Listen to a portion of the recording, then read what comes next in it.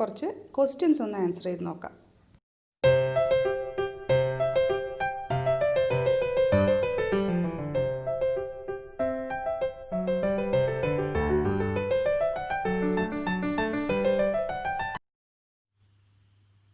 അപ്പോൾ ഇതാണ് നമുക്ക് തന്നിട്ടുള്ള ചോദ്യം അല്ലേ.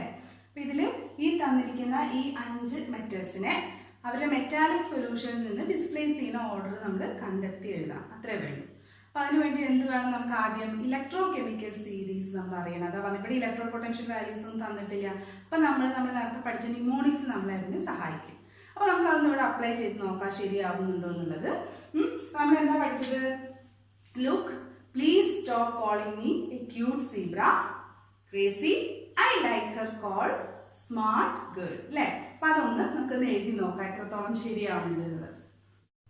ഇതാ സീരീസ് റെഡി. ഇനി നമ്മൾ എന്താ പഠിച്ചിട്ടുള്ളത്? മുകളിലെ അല്ലേ ഒരു ഇലക്ട്രോകെമിക്കൽ സീരീസിലെ ഏറ്റവും മുകളിലുള്ള ആള് താഴെയുള്ള മെറ്റൽസിനെ അതിന്റെ സൊല്യൂഷൻ ഡിസ്പ്ലേസ് ചെയ്യും. അല്ലെങ്കിൽ ലോവർ റിഡക്ഷൻ പൊട്ടൻഷ്യൽസ് ഉള്ള മെറ്റൽസിനെ കൂടുതൽ റിഡക്ഷൻ പൊട്ടൻഷ്യലുള്ള മെറ്റൽസിനെ ഡിസ്പ്ലേസ് ചെയ്യാനായിട്ട് സാധിക്കും. അപ്പോൾ ഈ ചോദ്യം സോൾവ് ചെയ്യാൻ വളരെ എളുപ്പമല്ല. എന്ത് ചെയ്താൽ മതി? ഈ സീരീസ് നമ്മൾ അറിയാം. അപ്പം അതുകൊണ്ട് ഈ സീരീസിൽ മുകളിലുള്ള ആളായിരിക്കും ഏറ്റവും നന്നായിട്ട് ഡിസ്പ്ലേസ് ചെയ്യുക. അപ്പം നമുക്ക് അവരുടെ പേര് നമുക്ക് ആദ്യം എഴുതാം. അപ്പം ഈ തന്നിരിക്കുന്ന 5 ആൾ ഏറ്റവും മുകളിൽ ആരാ കിടക്കുന്നത്? കിടക്കുന്നത് മെഗ്നീഷ്യം ആണ് ഏറ്റവും ഫസ്റ്റ്. അപ്പം നമുക്ക് ആദ്യം ആരുടെ പേര് എഴുതാം? മെഗ്നീഷ്യം എന്ന് എഴുതാം. ഇനി അടുത്ത ആൾ ആരാണ്? മെഗ്നീഷ്യം കഴിഞ്ഞാൽ പിന്നെ അടുത്തത് അലൂമിനിയം അവിടെ ഉണ്ട് അല്ലേ? Aluminium, magnesium, aluminium. ഇനി അടുത്തത് ആരാ കിടക്കുന്നത്? സിങ്ക്. അപ്പൊ അടുത്തത് നമുക്ക് എന്ത് എഴുതാം? സിങ്ക് എന്ന് എഴുതാം. ഇനി സിങ്ക് കഴിഞ്ഞാൽ അടുത്തത് ആരാണ്? അയൺ. അടുത്ത് നമുക്ക് എന്ത് എഴുതാം? അയൺ എഴുതാം. അടുത്തതോ കോപ്പർ. അടുത്തതായിട്ട് നമ്മൾ എന്ത് എഴുതും? കോപ്പർ എന്ന് എഴുതും. ഇതാണ് ആ ഒരു ഓർഡർ. അതായത് മെറ്റാലിക് സൊല്യൂഷനിൽ നിന്ന് മെറ്റൽസിനെ ഡിസ്പ്ലേസ് ചെയ്യുന്ന ഓർഡർ ഇതാണ്. ഒന്നില്ലെങ്കിൽ ലോവർ ടു ഹയർ ആക്കി എഴുതാം, അല്ലെങ്കിൽ ഹയർ ടു ലോവർ എന്ന് എഴുതാം. കാരണം ഈ ചോദ്യത്തിൽ ഇൻക്രീസിംഗ് ഓർഡർ ഡിക്രീസിംഗ് ഓർഡർ എന്ന് പറഞ്ഞിട്ടില്ല, ഓർഡർ എന്ന് മാത്രമേ പറഞ്ഞിട്ടുള്ളൂ.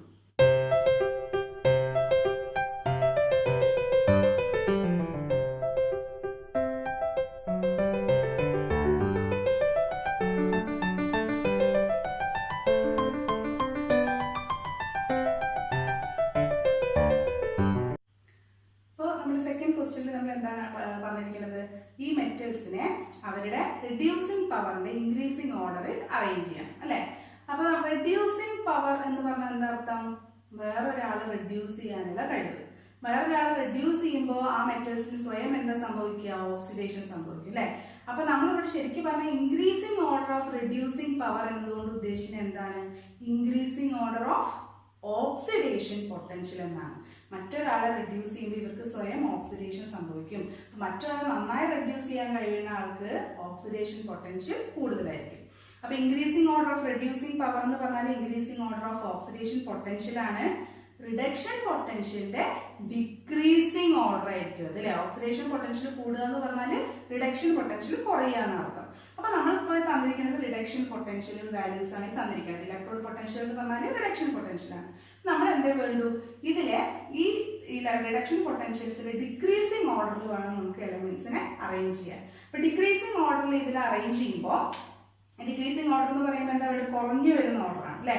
അപ്പൊ ഏറ്റവും കൂടുതൽ റിഡക്ഷൻ പൊട്ടൻഷ്യൽ ഉള്ള ആളെയാണ് നമ്മൾ ആദ്യം എഴുതുക. ഡിക്രീസിംഗ് ഓർഡർ എന്ന് പറയുമ്പോൾ കുറഞ്ഞു വരിക. അപ്പൊ ഏറ്റവും കൂടുതലുള്ള ആൾ ആരായിരിക്കും?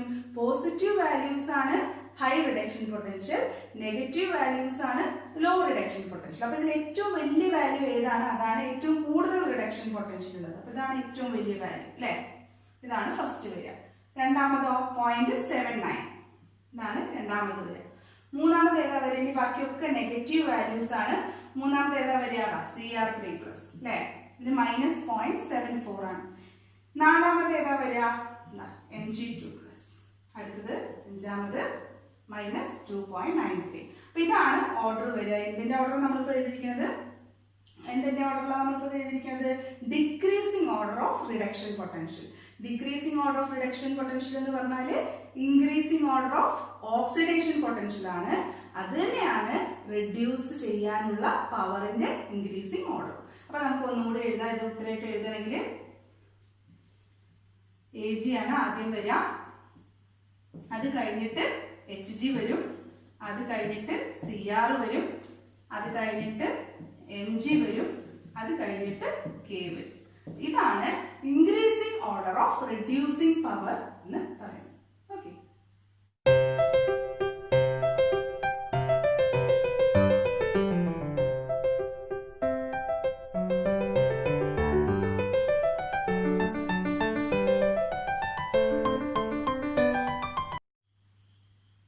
ഈ തേർഡ് ക്വസ്റ്റ്യൻ നമ്മളോട് ആവശ്യപ്പെട്ടിരിക്കുന്നത് ആദ്യം ചെയ്യേണ്ടത് ഈ സെല്ലിനെ തന്നിരിക്കുന്ന സെൽ റിയാക്ഷനുള്ള സെല്ലിനെ നമ്മൾ റെപ്രസെന്റ് ചെയ്യണം. ഡെപ്പിക്ട് ദ സെൽ എന്ന് പറഞ്ഞാൽ റെപ്രസെന്റ് ചെയ്യാം.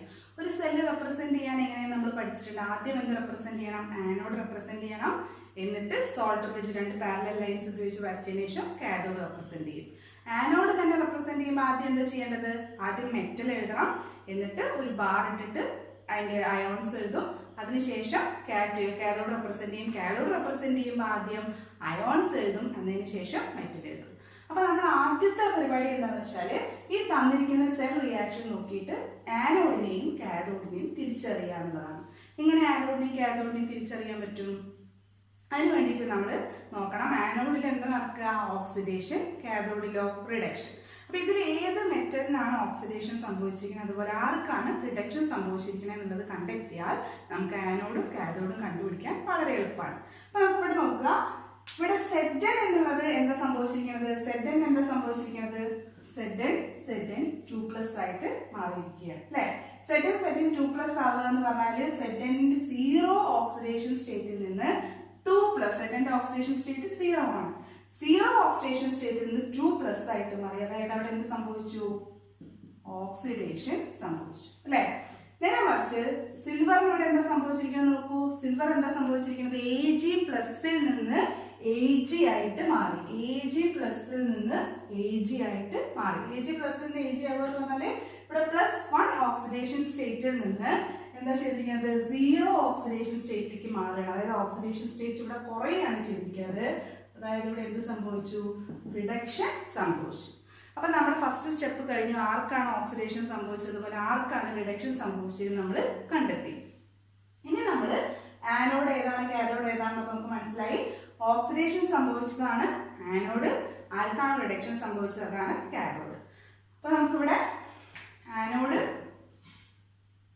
ഏതാണ്? സിങ്ക് അല്ലെ. സിങ്കിനാണ് ഓക്സിഡേഷൻ സംഭവിച്ചത്. ഏതാണ് കാഥോഡ്? Cathode Ag. സിൽവർ ആണ് ഇവിടുത്തെ കാഥോഡ്. അപ്പൊ നമുക്ക് ഇനി സെൽ റിയാക്ഷൻ എഴുതി നോക്കാം. സെൽ റിയാക്ഷൻ എഴുതുമ്പോൾ ആദ്യം ആനോഡ് എഴുതണം. ആനോഡ് സിങ്ക് ആണ്.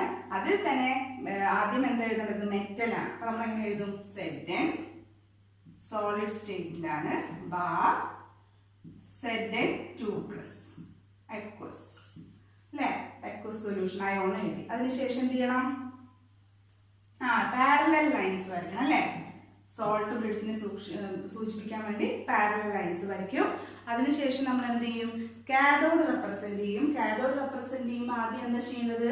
കാഥോഡിലെ അയോൺസിനെയാണ് ആദ്യം എഴുതുന്നത്. ഇവിടെ കാഥോഡ് Ag ആണ്. അപ്പൊ നമ്മൾ ആദ്യം എന്ത് എഴുതണം? Ag+ bar Ag. ഇത് അക്വസ് സ്റ്റേറ്റിലാണ്, ഇത് സോളിഡ് സ്റ്റേറ്റിലാണ്. അപ്പൊ ഇതാണ് ഈ ഇലക്ട്രോ കെമിക്കൽ സെല്ലിന്റെ റെപ്രസെന്റേഷൻ എന്ന് പറയുന്നത്. ഇനി അടുത്ത ചോദ്യം carriers of current in the cell ഏതാന്ന് പറയണം.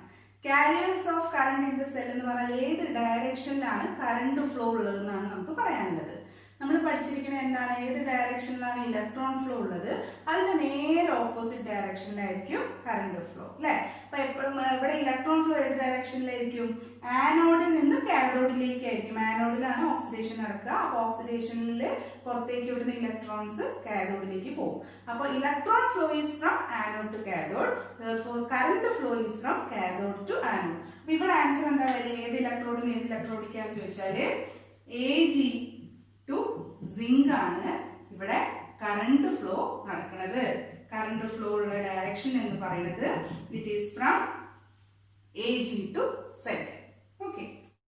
അപ്പൊ നമ്മുടെ തേർഡ് ക്വസ്റ്റ്യൻ എന്ന് പറഞ്ഞിട്ടുണ്ടെങ്കിൽ ഈ ഇലക്ട്രോൺസിന് ഇൻഡിവിജ്വൽ റിയാക്ഷൻസ് എഴുതുക എന്നുള്ളതാണ്. ഇൻഡിവിജ്വൽ റിയാക്ഷൻസ് എങ്ങനെ എഴുതുക?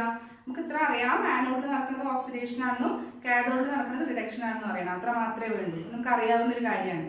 അപ്പൊ ഇനി എന്ത് ചെയ്യാം? ഈ റിയാക്ഷൻ നമ്മളിവിടെ എഴുതിയപ്പോൾ നമ്മൾ പറഞ്ഞു ഇവിടെ സിങ്കിന് എന്ത് സംഭവിക്കുന്നത്? ഓക്സിഡേഷൻ ആണ് സംഭവിക്കുന്നത്. ഓക്സിഡേഷൻ സംഭവിച്ച എന്തായിട്ട് മാറുന്നു? Zn 2+ ആയിട്ട് മാറുന്നു. അതേസമയം Ag പ്ലസിന് റിഡക്ഷൻ സംഭവിച്ചിട്ട് അത് Ag ആയിട്ട് മാറുന്നു. അപ്പോൾ ഇതിൽ ഏതാണ് ആനോഡ് ആയിട്ട് വരിക? ഇവിടെ ഓക്സിഡേഷൻ സംഭവിച്ച സിങ്കിനായതുകൊണ്ട് സിങ്ക് ആണ് അവിടുത്തെ ആനോഡ് അല്ലേ. അപ്പൊ നമുക്ക് ആനോഡ് എഴുതാം. Anode Zn. Zn എന്ത് മാറ്റാൻ സംഭവിച്ചത് അത് എഴുതാം. Zn എന്തായിട്ട് മാറി? Zn 2+ ആയിട്ട് മാറി. അപ്പൊ നമുക്ക് എഴുതാം Zn ഗിവിംഗ് Zn 2+. ഇതാണ് ഇവിടുത്തെ ആനോഡ് റിയാക്ഷന്റെ മുഴുവനാക്കാം. അതാണ് പകുതി എഴുതുന്നത്. ഇനി കാഥോഡ്. കാഥോഡിൽ എന്താ സംഭവിച്ചിരിക്കുന്നത്? കാഥോഡില് Ag പ്ലസ് Ag ആയിട്ട് മാറി. അപ്പൊ നമുക്കത് എഴുതാം Ag പ്ലസ് ഗിവിംഗ് Ag അല്ലെ. അതാണ് അവിടെ തന്നിരിക്കുന്നത്. Ag പ്ലസ് ഗിവിംഗ് Ag തന്നിരിക്കുന്നത് അതേപോലെ ഇവിടെ എഴുതി. അത്രേ നമ്മൾ ചെയ്തിട്ടുള്ളൂ. Zn 2+ ആയിട്ട് മാറണം. അപ്പൊ അത് നമ്മൾ ഇവിടെ എഴുതി. കാഥോഡിൽ റിഡക്ഷൻ നടക്കുക. അപ്പൊ റിഡക്ഷൻ റിയാക്ഷൻ നമ്മൾ ഇവിടെ എടുത്ത് എഴുതിയാൽ 2 എന്നുള്ളതൊന്നും ഇപ്പൊ ബാലൻസ് ചെയ്യണമെന്ന് നമ്മളിപ്പോൾ എഴുതുന്നത്. ലാസ്റ്റ് നമ്മൾ എഴുതിയാൽ മതി Ag പ്ലസ് Ag ആയിട്ട് മാറും. ഇനി നമ്മൾ എന്താ ചെയ്യേണ്ടത്? ഇലക്ട്രോൺസ് ആഡ് ചെയ്യണം. എന്നാലും അത് റിഡക്ഷനും ഓക്സിഡേഷനും ഒക്കെ ആവുള്ളൂ അല്ലെ. ഇനി എവിടെ ഇലക്ട്രോൺസ് ആഡ് ചെയ്യാം? അതിന് എന്ത് ചെയ്താൽ എവിടെയാണോ പോസിറ്റീവ് അയോൺസ് ഉള്ളത് അവിടെയാണ് നമ്മൾ ഇലക്ട്രോൺ ആഡ് ചെയ്യേണ്ടത്. എത്ര പോസിറ്റീവ് അയോൺസ് ഉണ്ടോ അത്രയും ഇലക്ട്രോൺസ് ആഡ് ചെയ്യണം. ഇവിടെ നോക്കി നോക്കൂ. ഫസ്റ്റ് റിയാക്ഷന്റെ കേസിൽ Zn 2+ എന്നാണ് അല്ലെ. 2+ ചാർജ് ഉണ്ട്. എവിടെയുള്ളത് 2+ ചാർജ്? പ്രോഡക്ട്സിന്റെ സൈഡിലാണ്. അപ്പൊ നമ്മൾ എന്ത് ചെയ്യണം? പ്രോഡക്ട്സിന്റെ സൈഡിൽ 2 ഇലക്ട്രോൺസ് ആഡ് ചെയ്ത് കൊടുക്കണം. അപ്പൊ ആനോഡ് റിയാക്ഷൻ കംപ്ലീറ്റ് ആയി. 2 പോസിറ്റീവ് ചാർജ് ഉണ്ടായിരുന്നു, 2 ഇലക്ട്രോൺ ആഡ് ചെയ്തു. ഇനി കാഥോഡ് റിയാക്ഷൻ നോക്കൂ. കാഥോഡ് റിയാക്ഷനിൽ പോസിറ്റീവ് ചാർജ് എവിടെയാണത്? റിയാക്ടന്റ് സൈഡിലാണ്. എത്ര പോസിറ്റീവ് ചാർജ് ഉണ്ട്? 1 പോസിറ്റീവ് ചാർജ്. അതുകൊണ്ട് അപ്പൊ എത്ര ഇലക്ട്രോൺ നമ്മൾ ആഡ് ചെയ്യണം? എത്ര വേണം? 1 ഇലക്ട്രോൺ ആഡ് ചെയ്താൽ മതി അല്ലെ. ഇവിടെ നമ്മൾ 1 ഇലക്ട്രോൺ ആഡ് ചെയ്തു. ഇനി ഇത് ഇത്രയും നമുക്ക് ശരിക്കും പറഞ്ഞിട്ട് ചോദിച്ചിട്ടുള്ളൂ. കാഥോഡ് റിയാക്ഷൻ ആനോഡ് റിയാക്ഷൻ എഴുതാനേ പറഞ്ഞിട്ടുള്ളൂ.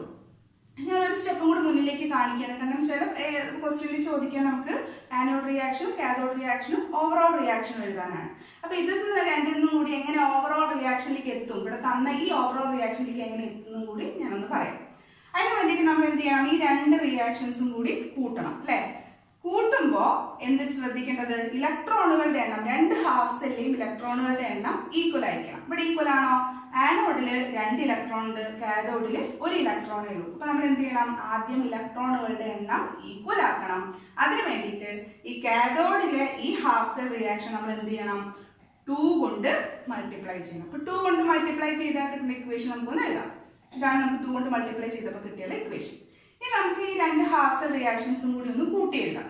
കൂട്ടി എഴുതുമ്പോൾ ഓപ്പോസിറ്റ് സൈഡിൽ ഒരുപോലെ ഉള്ളത് കട്ട് ചെയ്ത് കളയാം. അപ്പൊ എന്താ ഉള്ളത് അവിടെ? Zn plus 2Ag plus giving product സൈഡിൽ എന്തൊക്കെ ഉണ്ട്? Zn2 plus 2Ag. ഇതാണ് ഓവറോൾ റിയാക്ഷൻ. തന്നെയാണ് നമ്മുടെ ക്വസ്റ്റ്യൻ തന്നിരിക്കുന്നത്. അപ്പോൾ ഇതാണ് ചെയ്യേണ്ടതുള്ളൂ. ആനോഡ് റിയാക്ഷൻ എഴുതാൻ വേണ്ടിയിട്ട് ഓക്സിഡേഷൻ ഹാഫ് റിയാക്ഷൻ അതേപോലെ എടുത്ത് എഴുതാം. എന്നിട്ട് പോസിറ്റീവ് അയോൺസ് ഏത് സൈഡിലാണോ അവിടെ എത്ര പോസിറ്റീവ് ചാർജ് ഉണ്ടോ അത്രയും ഇലക്ട്രോൺസ് ആഡ് ചെയ്യാം.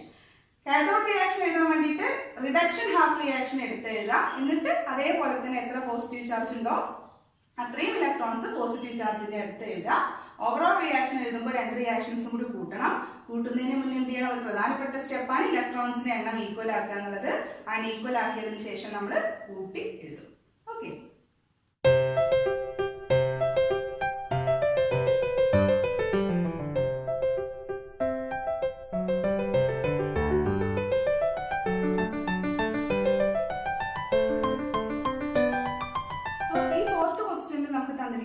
എന്താണ്? സെൽ റെപ്രസെന്റേഷൻ തന്നിട്ടുണ്ട് അല്ലെ.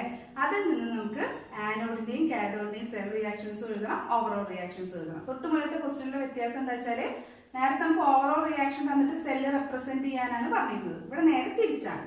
അപ്പൊ ഇതാണെങ്കിലും വലിയ വ്യത്യാസമൊന്നുമില്ല, വളരെ എളുപ്പമാണ്. ആദ്യം എന്താ ചെയ്യേണ്ടത്?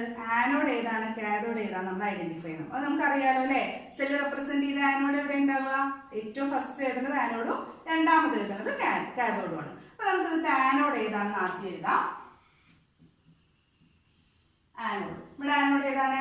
ഫസ്റ്റ് എഴുതിയത് ഏതാണ്? അലൂമിനിയം. അപ്പൊ അലൂമിനിയം ആണ് ഇവിടുത്തെ ആനോഡ്. അത് എഴുതി അല്ലെ. ഇനി ഏതാ കാഥോഡ്? കാഥോഡ് ഏതാണ്? രണ്ടാമത് ഏതാ എഴുതിയിരിക്കുന്നത്? കോപ്പർ. Cu ആണ് ഇവിടുത്തെ കാഥോഡ്. ഇനി നമുക്ക് അടുത്തതായിട്ട് ആനോഡ് റിയാക്ഷനും കാഥോഡ് റിയാക്ഷനും ഏതാണെന്ന് നമുക്കൊന്ന് നോക്കാം. അപ്പൊ ആനോഡ് റിയാക്ഷൻ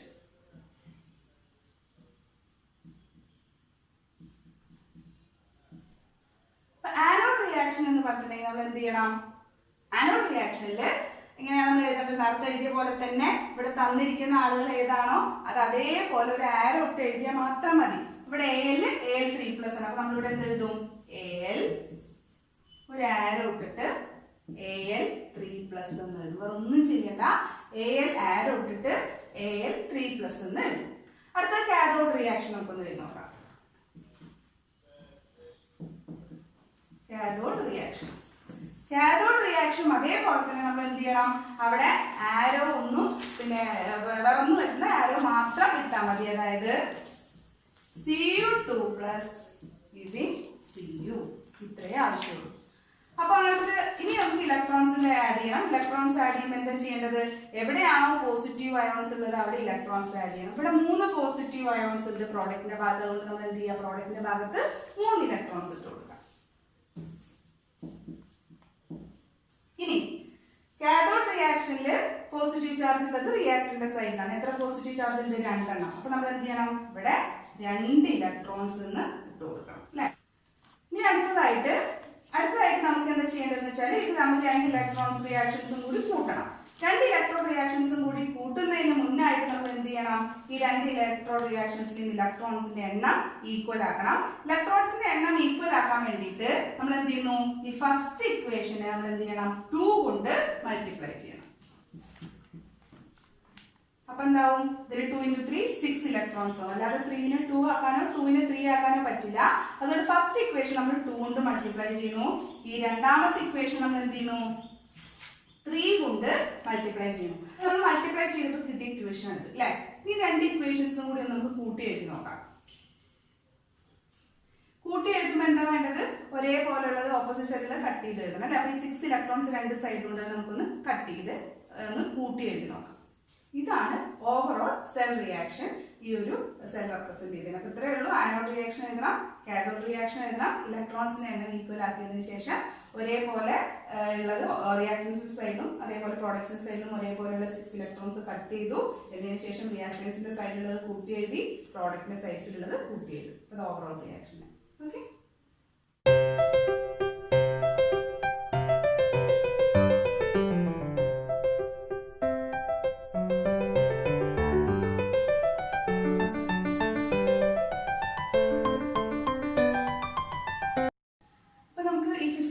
നമ്മളോട് കണ്ടുപിടിക്കാൻ പറഞ്ഞിരിക്കുന്നത് എന്താണ്? ഇവിടെ A, B 2 ഇലക്ട്രോഡ്സിന്റെ ഇലക്ട്രോഡ് പൊട്ടൻഷ്യൽ വാല്യൂസ് തന്നിട്ടുണ്ട് അല്ലെ? ഇത് രണ്ടും ഉപയോഗിച്ച് നമ്മളൊരു സെല്ല് കൺസ്ട്രക്ട് ചെയ്യുകയാണെങ്കിൽ ആരെ നമ്മൾ കാഥോഡ് ആക്കി എടുക്കും, ആരെ ആനോഡ് ആക്കി എടുക്കും, അങ്ങനെയാണ് ചോദ്യം. അപ്പൊ നമ്മൾ എന്താ ചെയ്യേണ്ടത്? നമ്മൾ പഠിച്ചിട്ടുണ്ട് ഒരു സെൽ റിയാക്ഷൻ ഫീസിബിൾ ആവണമെങ്കിൽ എന്ത് വേണം? EMF should be positive. എന്നാൽ മാത്രമേ സെൽ റിയാക്ഷൻ പോസിറ്റീവ് ആവുള്ളൂ. EMF നെഗറ്റീവ് ആവുന്ന ഒരു സെൽ ഒരിക്കലും പോസിബിൾ അല്ല. അപ്പൊ നമ്മൾ EMF കണ്ടുപിടിക്കാൻ ഇക്വേഷൻ നമ്മൾ പഠിച്ചു. E0 cell is equal to E0 cathode minus E0 anode. അപ്പൊ നമ്മൾ എന്ത് ചെയ്യണം? എപ്പോഴും EMF വാല്യൂ പോസിറ്റീവ് ആവണമെങ്കിൽ electrode potential of cathode should be higher than the electrode potential of anode. അപ്പൊ ഈ 2 ഇലക്ട്രോഡ് പൊട്ടൻഷ്യലുകളിൽ ഏതാണോ വലിയ ഇലക്ട്രോഡ് പൊട്ടൻഷ്യൽ വാല്യൂ അയാളെ നമ്മൾ കാഥോഡ് ആക്കി എടുക്കണം, കുറവുള്ള ആളെ നമ്മൾ ആനോഡ് ആക്കി എടുക്കണം. ഇതിൽ ഏറ്റവും കൂടുതൽ വാല്യൂ ഉള്ളത് ഏതാണ്? ബിക്കാണ് അല്ലെ? 0.80. അതുകൊണ്ട് B should be selected as the cathode. നമ്മുടെ കാഥോഡ് ബി ആണ്. ഇനി കുറവ് ഇലക്ട്രോഡ് പൊട്ടൻഷ്യൽ ഉള്ളത് ആർക്കാണ്? എക്കാണ്. അതുകൊണ്ട് എ നമ്മൾ ആനോഡ് ആക്കി എടുത്തു. E0 സെൽ ഒന്ന് കാൽക്കുലേറ്റ് ചെയ്ത് നോക്കാം. E0 cell is equal to കണ്ടുപിടിക്കാനുള്ള ഫോർമുല എന്താണ്? E0 cell is equal to E0 cathode minus E0 anode.